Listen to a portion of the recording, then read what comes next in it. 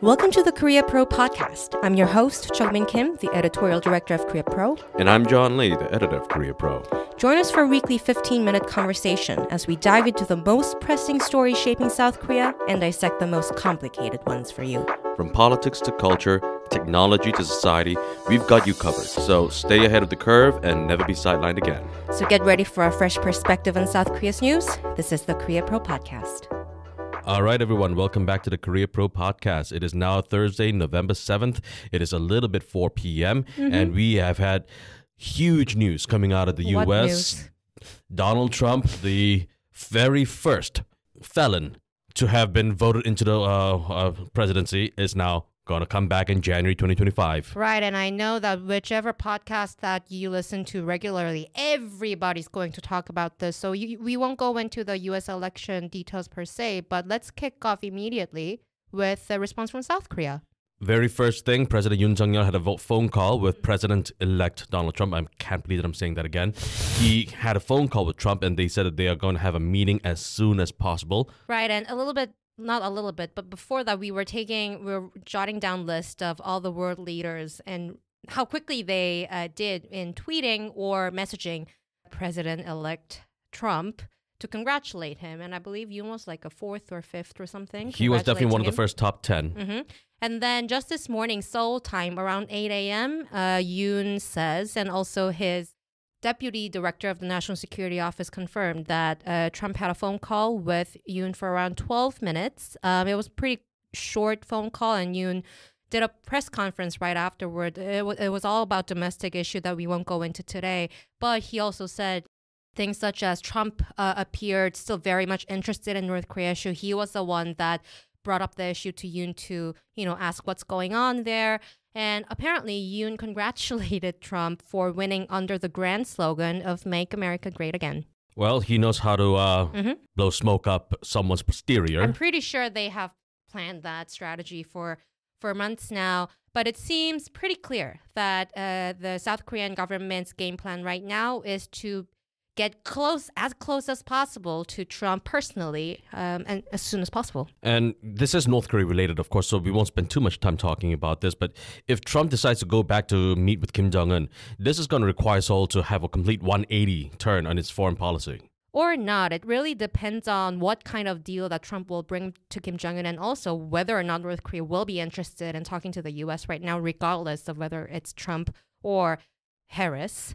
But moving away from that, what kind of I know that we have gone through these topics for ages, but just as a reminder, what kind of, first of all, defense implications will Trump's inaugurations have for South Korea? Well, the president has not said this, of course, but we have already had several voices within the conservative movements, the conservative bloc, who have already said that we should consider acquiring nuclear weapons, Kim Gi-yeon being one of them. Right. This is, I believe, at least the third time that it's sort of resurged in the past 2 years. Actually, Yoon started it in 2023, January, but he stopped talking about it after, and the cabinet members stopped talking about it since the nuclear consultative group establishment, which was under Biden administration, but polls did show that the public sentiment did not go down about the nuclear armament preference and also the public trust about U.S. Nuclear umbrella. The dependability. Dependability, it actually went down. Right. So this existed the whole time anyways under Biden administration, but now it seems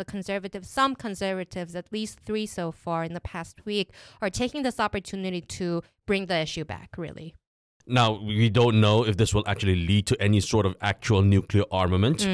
This is going to, for a lot of people, this is either something that's the ultimate goal or it's the ultimate pie in the sky. There is no middle ground on this particular topic. But regardless of which end of the spectrum that you belong to, this is a topic that's just going to get repeated much more loudly now that Trump has come back. Right. And also, there is a middle ground-ish thing, which is nuclear latency, right? Which some conservative, a bit more moderate conservative politicians, lawmakers have been bringing up.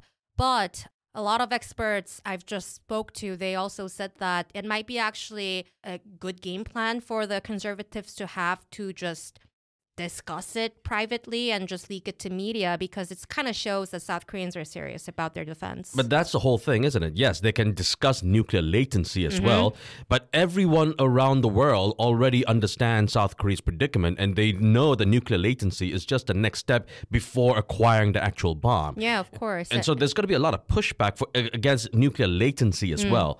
So again, it really comes down to both extremes, regardless of the rhetoric that people choose to employ. Right. Moving away from nuclear issue, it also has to do something with how serious was Trump when he mentioned the 10-time increase in the $10 billion. Defense cost sharing, and also the whole issue about the U.S. forces Korea being too costly and all that. Right. Kim Tae-ho was actually saying during the briefing that the special measures agreement, which was just signed 2 days ago, is likely going to be renegotiated by Trump. I mean, it is a possibility, but the SMA negotiation itself having been fast-tracked under the Biden administration, maybe Trump wouldn't really like that much. But we have to keep an eye on it when it comes to these working level the issues that the working level officials will have to sort out going forward. Moving on to trade, what kind of immediate implications will there be for South Korea? There are different voices saying slightly different things about, for instance, the IRA, the Inflation Reduction Act. Donald Trump has said repeatedly that the Inflation Reduction Act is one of the first things that he's going to do away with. But that being said, there's going to be a lot of Republican pushback against that move because the Inflation Reduction Act has allowed for a lot of factories to electric vehicle factories, for instance, to be built in places like Texas, red states. And these are the places where a lot of Republican senators and Congress people, they're going to want to keep those jobs. And so the president-elect might say, we should abolish this. But the Republicans in the Senate, the House of Representatives, they might not be as excited about that. So there's a possibility that he might change the name of the IRA to something else while keeping the whole thing. But we have to wait and see. Right. And just for some of the listeners who might not be fully aware of what IRA is, what the implication for South Korea has been, just framed like a dumb question, wouldn't getting rid of IRA good for South Korea? I'm not sure it would be entirely good for South Korea because what Trump has said was that the thing that he's most upset about the IRA is that in order to incentivize a lot of international companies to set up shop in the U.S., the Biden administration dangled a carrot being subsidies. Now, Trump is saying we should not give these people subsidies. Instead, we should give them the stick, which is tariffs. So the focus is on that part. Exactly. And so even if the IRA is optimistically just tweaked a little bit and the carrot is exchanged for the stick, it will still have the same sort of dynamics for South Korea. A lot of South Korean companies will want to move to the U.S. to take advantage, or not to take advantage of subsidies anymore, but not to get punished by the tariffs, which will still eventually hollow out the South Korean job market a little bit. And so right now, it's really, when it comes to Biden or Trump, it's a matter of who's smiling and who's scowling. And that's about it. And just lastly, Trump is not really keen. That's an understatement. Trump hates multilateralism. What are we expecting with all the platforms that U.S.-led and South Korea joined?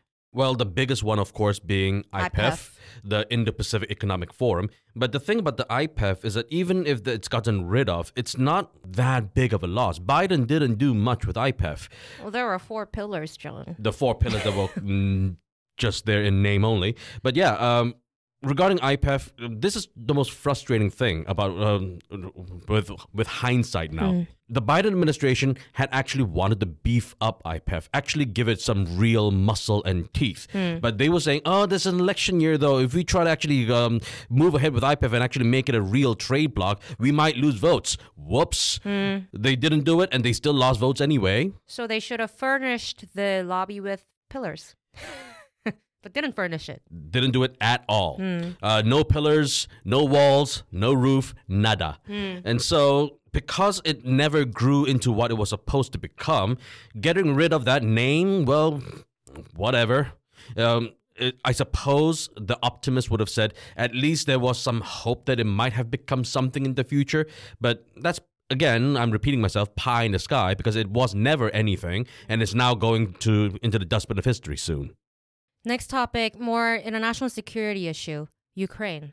What's going to happen to South Korean position regarding this? Well, Donald Trump has no love for Ukraine, and he has all the love for Vladimir Putin.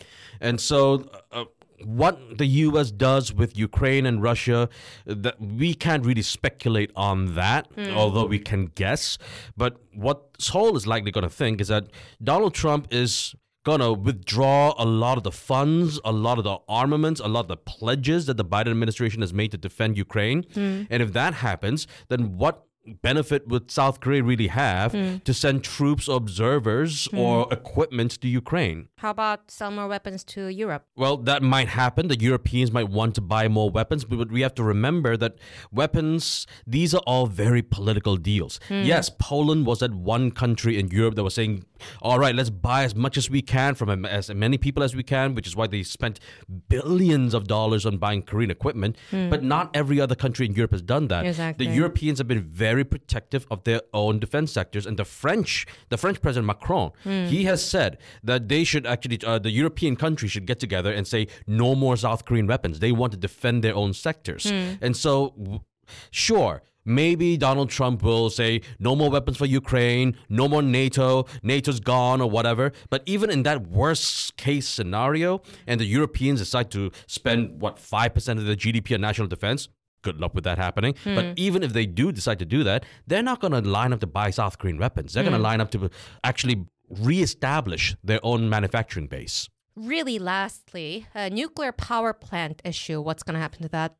Oof. Well, make America great again, America first. All of that's going to come back, and Westinghouse Electric, the American energy company that has had this now 2-year-long legal battle with Korea Hydro Nuclear Power Company, with preventing KHNP from exporting the nuclear power plants, they're gonna be laughing right now. They're delighted. The U.S. government has not really helped the Westinghouse Electric over the past 4 years in its legal battle against KHNP. In fact, just a few days ago, there was an agreement between the U.S. and South Korea saying we are going to have to beef up IP regulations to make sure that exporting nuclear reactors will not infringe upon anyone's rights. But that was already under the Biden administration. The Trump administration is going to take that to the next level. The Westinghouse Electric is going to knock on the White House door when Trump is in and say, hey, we don't want to lose our international markets to Korean companies. He's going to say, America first. Yeah, American interest. Exactly. Although it's about alliance. Well, Donald Trump has said repeatedly many times that our allies are some of the worst people in the world. And so Sean's, with that kind of rhetoric... Your second try at Trump impression. Nice. I try. I don't think I was very good at it, though. I didn't really give it that oomph, but thanks. Well, there has been a lot of domestic political issues that we probably have to go into at one point during this morning's presidential press conference, but for next week, I think. Korea Pro, your definitive business intelligence resource for all things South Korea. Subscribe to our daily executive briefing on the most pressing issue of the day and a summary of key Korean and international news. Benefit from our analysts' original perspective on South Korea's economy, politics, security and society. The Monday Week Ahead newsletter helps you stay ahead of the curve for upcoming business and political events. Need to catch up? Our weekly podcast recaps recent developments.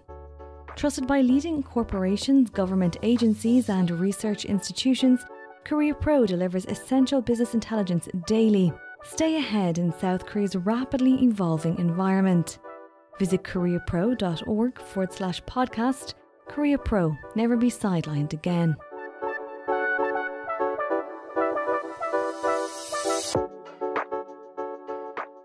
Week ahead, more of the same thing. Donald Trump is going to be in everyone's minds and everyone's news cycles and everyone's headlines for a long time to come. Right, but for South Korea, it's still pending whether or not or when the Ukrainian envoy will visit Seoul. So we might see that development about that next week. And we are going to make sure that all this information will be sent to your email inboxes by Monday at 2 p.m. So if you'd like to know more, please subscribe.